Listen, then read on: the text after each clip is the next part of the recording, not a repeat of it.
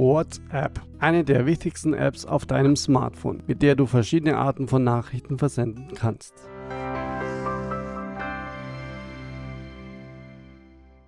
Hi, Servus und herzlich willkommen auf meinem CBTube-Kanal. Schön, dass du da bist. Mein Name ist Chris und heute geht's um Nachrichten per WhatsApp verschicken. Du kannst Nachrichten ganz normal schreiben. Du kannst sie aber hier mit diesem Symbol auch diktieren, wenn du die Hände nicht frei hast. Das Video dazu oben rechts. Du kannst die Nachricht auch bis zu 15 Minuten nach dem Verschicken korrigieren, indem du bis länger drauf bleibst auf der Nachricht und die Nachricht markierst. Dann auf die 3 Punkte oben rechts tippst und auf Bearbeiten gehst. Dann änderst du die Nachricht und tippst auf den grünen Button. Hier auf dem Mikro kannst du Sprachnachrichten aufnehmen. Dazu hältst du den Button gedrückt und quatscht einfach drauf los. Lässt du jetzt los, wird die Nachricht automatisch gesendet. Schiebst du nach links, wird das Aufgenommene abgebrochen. Zweite Möglichkeit, Mikro nach oben schieben, Richtung Schloss und loslassen. Aufnahme läuft. Auf der Pause-Taste kannst du die Aufnahme pausieren. Mit nochmal auf das rote Mikro tippen, setzt du die Aufnahme fort und kannst ewig drauf quatschen. Nun kannst du dir die Nachricht nochmal anhören, indem du links die graue Play-Taste tippst. Gefällt dir die Aufnahme nicht, kannst du sie nun auf dem Mülleimer entsorgen.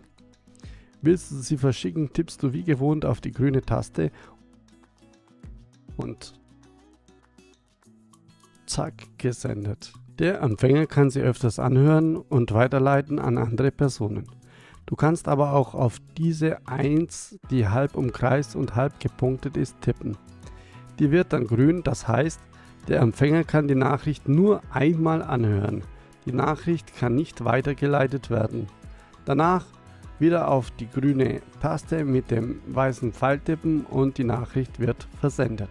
Um nun eine Videonachricht zu verschicken, drückst du auf den grauen Fotoapparat hier, nicht auf das Mikro, auf den Fotoapparat und gedrückt halten, ganz wichtig. Nun nimmst du deine Videonachricht auf.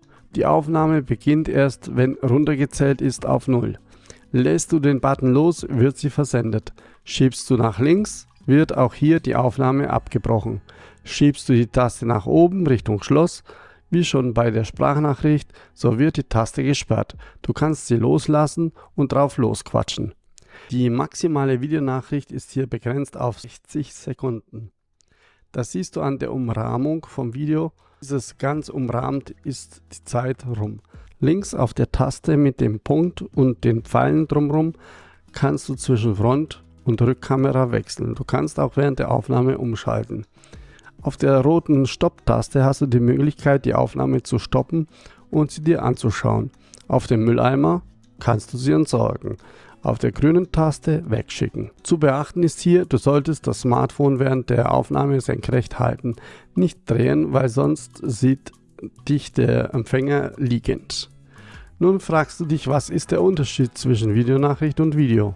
Sie ist durch den Kreisausschnitt sehr persönlicher und durch die begrenzte Zeit kurzweiliger. Ich danke dir recht herzlich fürs Zuschauen und wenn dir das Video gefallen und weitergeholfen hat, darfst du gerne unten den Super Thanks-Button benutzen. Ich würde mich aber auch sehr freuen, wenn du meinen Kanal abonnierst. Genauso freue ich mich auf einen Daumen oder Kommentar von dir unterhalb des Videos.